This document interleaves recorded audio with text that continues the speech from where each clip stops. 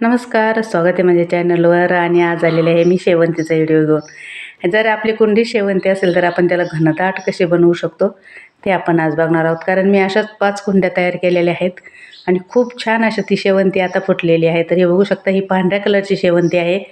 ही मी एप्रिलमध्ये लावलेली आहे आणि त्या पण मार्चच्या शेवटी एप्रिलमध्ये लावलेल्या आहेत, संगच लावलेल्या आहेत. पण ही खूप सुंदर आहे कारण पांढरा कलर आहे. मला पांढरा कलर खूप आवडतो. आणि बघू शकता तुम्ही, याची थोडीशीच आहे ही, तर याची आपण जास्त प्रमाणात रोपं तयार करणार आहोत. तर मी अशा प्रकारे याचे शेंडे कट करून घेतलेले आहेत, जेणेकरून ते जास्त फूट करेल आणि जेव्हा कळ्या लागायची वेळ येते त्याचीवाली, त्यावेळेस त्याला भरपूर प्रमाणात अशा कळ्या लागतील.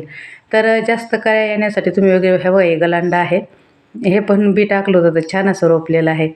आणि अजून जास्त त्याचे आपण खतं देऊन पण काळजी घेऊ शकतो की कुठले कुठले खतं द्यायचे. तर तुम्ही रासायनिकमध्ये तुम्ही DAP वगैरे पण देऊ शकता. आणि जर तुम्ही ऑर्गॅनिक देत असाल तर 2-5 दिवस तुम्ही केळीची सालं वाळून भिजू घाला किंवा ओले भिजू घातले तरी चालतील. 5 दिवस जर भिजू घातले आणि त्याचं पाणी जर दिलं ना तर एकदम छान कुंडीतल्या शेवंती ज्या असतात त्याला. कसं आहे, माझ्याकडे भरपूर खत वगैरे असल्यामुळे मी काही जास्त एवढं देत नाही. पण मला केळीच्या सालाचं लिक्विड करायचंच आहे आता.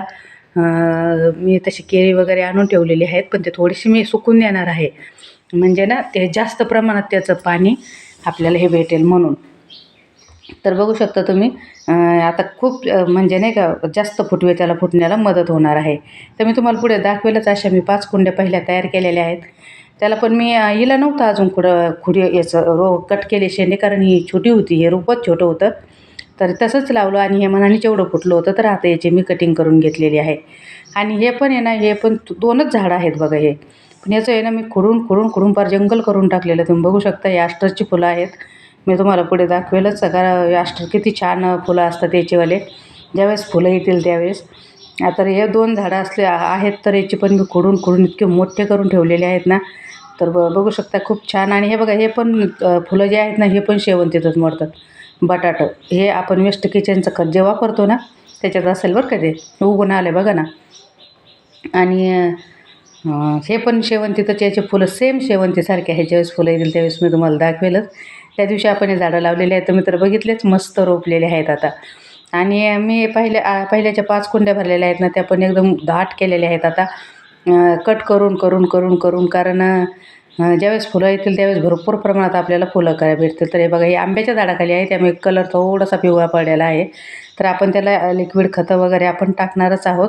तर बघू शकता तुम्ही, इतक्या दाट झालेल्या आहेत ना ह्या शेवंत्या, म्हणजे त्याला अजिबात जागाच नाही आता आपण की माती वगैरे काही उकरून देऊ, अजिबात जागा नाही आहे त्याला. बघू शकता तुम्ही.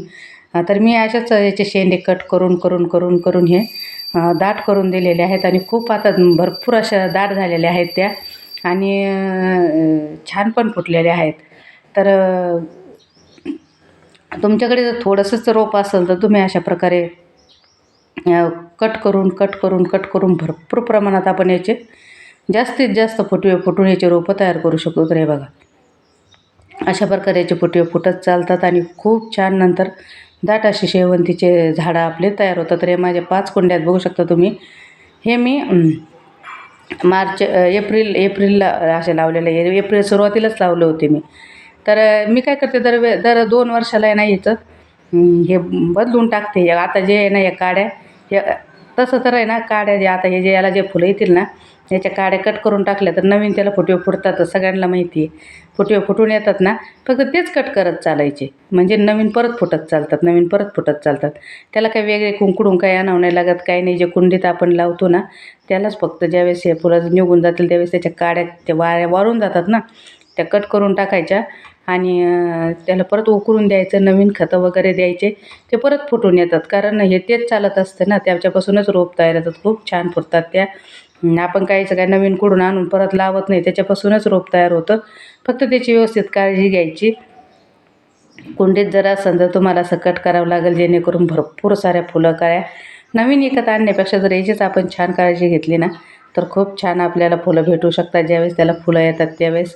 तर त्याच्यासाठी वेगळे खतं आहेत भरपूर. तर ते वेगळे खतं आपण नक्कीच वापरू शकतो आणि त्याला आपण फुलं फुलं येण्यासाठी मदत होऊ शकते.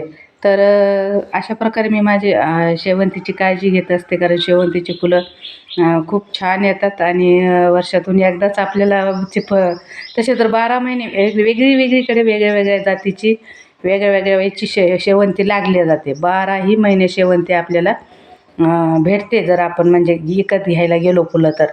पण आपल्या गार्डनमध्येच आपल्याला कधी-कधी नाही वर्षभर आपल्याला घेता येत.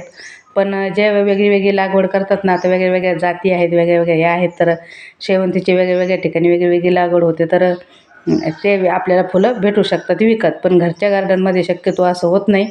आपल्याला वर्षातून एकदाच, मला तर वर्षातून एकदाच फुलं भेटतात माझ्या शेवंतीचे. आणि ॲस्टरचे पण आता ॲस्टरला फुलं यायला चालू होतील बघा. आता त्याला कळ्या लागतील, तर इतके छान फुलं आहेत ते.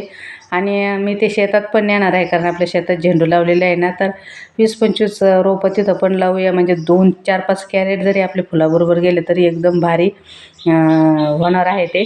तर अशा प्रकारे तुम्ही पण हे बघा, खुरप्याने उकरायलाच जागा नाही आहे त्याला, इतकी दाट आपली शेवंती झालेली आहे. तर त्यामुळे मी काय आता याला असं उकरून वगैरे देणार नाही आहे, पण मी एक 4-5 दिवसात नवीन खत करणार आहे. तर ते खत नक्की देईल. त्यामुळे अजून त्याला थोडासा हिरवटपणा पण येईल आणि अजून छान फुटायला त्याला मदत होईल.